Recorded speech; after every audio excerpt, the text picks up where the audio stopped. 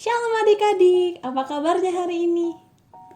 Puji Tuhan, sehat semua ya. Hari ini Kak Iren punya cerita lagi loh tentang Petrus dan Yohanes yang ditangkap oleh para imam. Kisah ini terdapat dalam Kisah Para Rasul 4. Tapi sebelumnya Kak Iren mau tanya dulu nih, adik-adik inget gak sih cerita Kak Lucy minggu lalu? Iya, jadi ceritanya tentang Petrus yang menyembuhkan seorang yang lumpuh. Nah, orang lumpuh ini sudah 40 tahun tidak bisa berjalan. Tapi pada akhirnya ia dapat berjalan karena telah disembuhkan di dalam nama Yesus. Wah, hebat banget ya Tuhan Yesus. Orang ini pun sembuh dan dia memuji Allah. Dia meloncat-loncat, dia begitu bergembira di depan bait Allah. Dan ternyata banyak orang yang menyaksikan mukjizat yang terjadi. Mereka merasa heran, kok bisa ya orang ini sembuh? Terus Petrus bilang bahwa orang ini telah disembuhkan di dalam nama Yesus. Yesus yang mereka telah salibkan itu. Dan Petrus juga bilang bahwa Yesus telah bangkit dari antara orang mati. Dan Petrus pun mengajak orang-orang yang melihat kejadian itu untuk kembali kepada Allah dan meminta pengampunan kepada Tuhan Yesus atas dosa-dosa mereka. Ternyata kepala pengawal bait Allah dan imam-imam serta orang Saduki mendengar bahwa Petrus itu menceritakan tentang Yesus yang hidup kepada orang banyak. Dan imam-imam itu gak suka. Jadi Petrus dan Yohanes ditangkap dan ditaruh ke dalam penjara. Wah, adik-adik bayangkan ya, padahal Petrus dan Yohanes itu berbuat baik loh, tapi mereka malah ditangkap sama para imam. Tapi walaupun begitu, orang-orang banyak itu sudah terlanjur percaya akan Yesus yang telah bangkit dari kematiannya. Bahkan karena ceritanya Petrus, ada sekitar 5.000 orang yang menjadi percaya kepada Tuhan Yesus. Wah, banyak sekali ya 5.000 orang. Dan besok paginya, Petrus dan Yohanes dibawa menghadap kepada imam besar yang bernama Hanas. Siapa namanya? Ya, Hanas. Ia juga dibawa kepada para tua-tua dan juga ahli Taurat. Orang-orang itu penasaran, kok bisa ya Petrus dan Yohanes menyembuhkan orang lumpuh ini? Jadi mereka tanya gini, dengan kuasa manakah atau dalam nama siapakah kamu bertindak demikian? Petrus yang penuh dengan Roh Kudus menjawab imam besar itu. Di dalam nama Yesus, orang Nazaret yang telah kamu salibkan, tetapi Allah membangkitkannya dari antara orang mati, maka pria ini dapat berdiri dengan sehat di depan kamu. Petrus menjawabnya dengan begitu berani.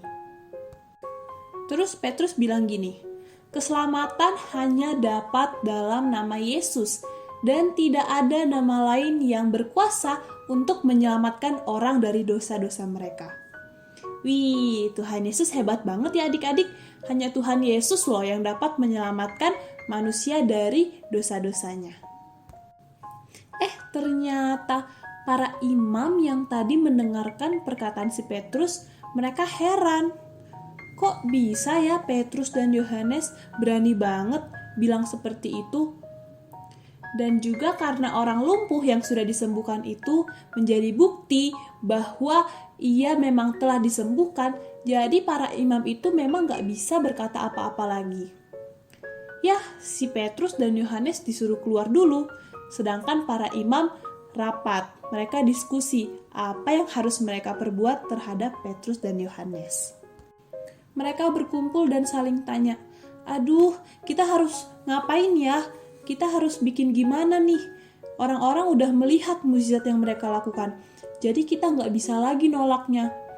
Tapi kita harus menyuruh mereka untuk berhenti berbicara dalam nama Yesus dan melakukan semua hal di dalam nama itu.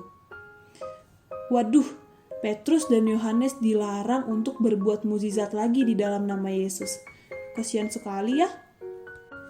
Kemudian mereka menyuruh Petrus dan Yohanes untuk dipanggil lagi. Dan mereka memerintahkan agar Petrus dan Yohanes tidak lagi mengajar di dalam nama Yesus. Tetapi adik-adik tahu, Yohanes dan Petrus tidak mau. Mereka dengan berani berkata seperti ini, "Silahkan kamu putuskan sendiri, mana yang benar di hadapan Allah, taat kepada kamu atau taat kepada Allah." Jadi Petrus tidak mau untuk berhenti memberitakan tentang Tuhan Yesus. Dia malah bilang begini, "Kami akan tetap memberitakan kepada orang lain apa yang telah kami lihat dan apa yang telah kami dengar." Wah, hebat banget ya. Petrus berani loh untuk memberitakan dan tidak takut untuk memberitakan tentang Tuhan Yesus yang hebat itu. Kepala pengawal bait Allah pun semakin keras mengancam mereka untuk tidak berkata di dalam nama Yesus. Tapi bagaimanapun juga, mereka tidak dapat menghukum atau mempenjarakan Petrus dan Yohanes karena mereka tidak bersalah. Dan orang-orang juga banyak yang memuji Allah karena mukjizat yang sudah terjadi itu. Ketika Petrus dan Yohanes kembali kepada orang percaya, mereka memberitahukan apa yang imam besar dan juga para tua-tua katakan kepada mereka. Dan adik-adik tahu apa yang dilakukan orang-orang percaya? Mereka berdoa.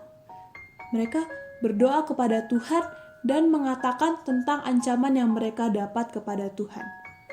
Mereka berdoa agar mereka dikasih keberanian untuk dapat terus menceritakan tentang Yesus dan melakukan mukjizat di dalam namanya.